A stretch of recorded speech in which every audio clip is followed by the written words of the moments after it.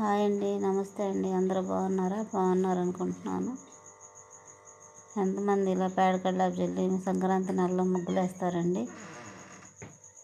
మాకు కొంచెం ఇంటి ముందు మట్టి రోడ్డు ఉంది కాబట్టి పేడ కల్లాపు చల్లి ముగ్గు వేసుకుంటున్నాం. అందరికి వీలు పడదు కదా, వీలు పడిన వాళ్ళన్నా వేసుకోండి. ఇంటి ముందు చాలా బాగుంటుంది. నాకైతే చాలా ఇష్టం, బాగా నచ్చిద్ది నాకు అలా వేసుకోవడం. చిన్నప్పుడు బాగా వేసుకునేవాళ్ళం, అర్ధరాత్రుల దాకా మెలుకుతూ ఉండి వాళ్ళ ఇంటి ముందు ఏ ముగ్గు బాగుంది, మా ఇంటి ముందు ఎలాంటి ముగ్గు వేయాలని, వాళ్ళకంటే బాగా వేయాలి వీళ్ళకంటే బాగా వేయాలని పోటాపోటీగా వేసుకునేవాళ్ళం. అప్పుడు ఇలా ముగ్గులు పోటీలని ఏమి ఉండేవి కాదు.